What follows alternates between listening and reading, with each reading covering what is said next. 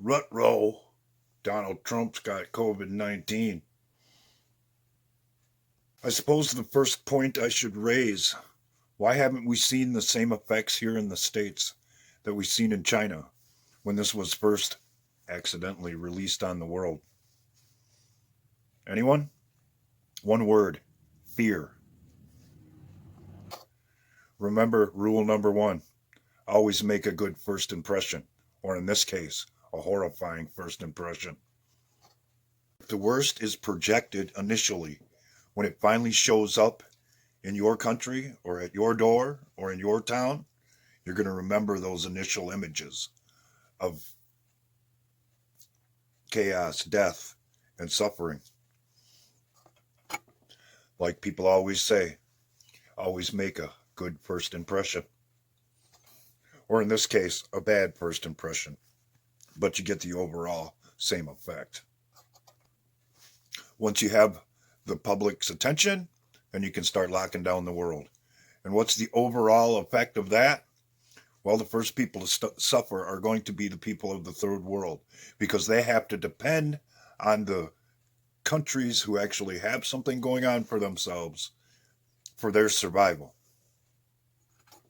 And when the world economy is basically shut down and supply lines are cut, they will start to starve, and their quality of life will suffer, and they will start to die. And that's just fine and dandy if you believe in depopulation of the earth. All right, and this next part is for the developed countries in the world. What happens to the human immune system when you're locked in your house and don't go outside, don't get vitamin D from the sun, and so forth and so on? Your immune system suffers and you become more susceptible to disease. What happens when you're oxygen deprived and breathing in your own garbage for X amount of hours a day? Your immune system suffers and you become more susceptible to disease. And the same thing goes for mental health. Most people aren't prepared to spend massive time or massive amounts of their time alone, or even with just one other person or what have you. So you're going to have suicides be on the rise, domestic violence, alcoholism, drug abuse, and a myriad of other things be on the rise as people voluntarily lock themselves down for their own safety. And here's where the pieces of this puzzle start making a frightening turn. Most humans aren't willing to accept what evil is capable of because they aren't given over to it themselves. Some of us out here have seen evil in action, and we know better. We know different. Anyone with any life experience, especially hard life experience, knows for a fact that not everyone's the same, and there are people out there with bad or evil intentions. So let's get it out of the way right now. Anyone willing to sit on a pedestal and decide who dies and who doesn't die has evil intentions, if they realize or admit it or not. So if that's the case, what would be the logical next step? They've already messed with the genetics of plants and understand how all that works, have basically mapped the human genome and can turn things on and off, whether it's released to the public or not.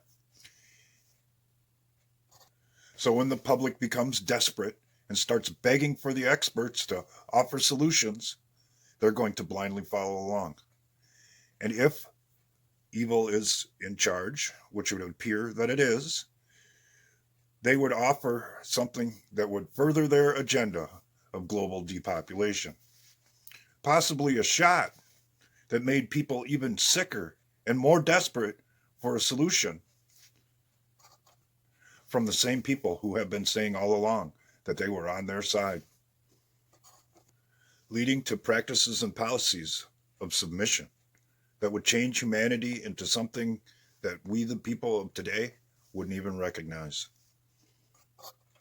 We've already seen examples of all of this in controlling people's speech, controlling people's attitudes, controlling people's right to have their own opinions.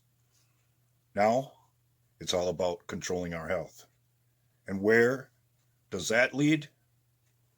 Enslavement of the world. and world global government.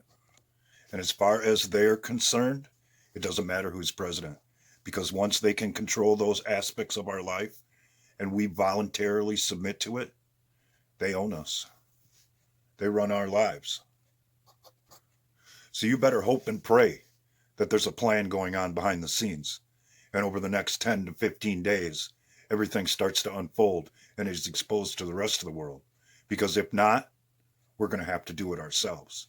And that means taking a stand and saying, no, I'm not going to participate in your foolishness.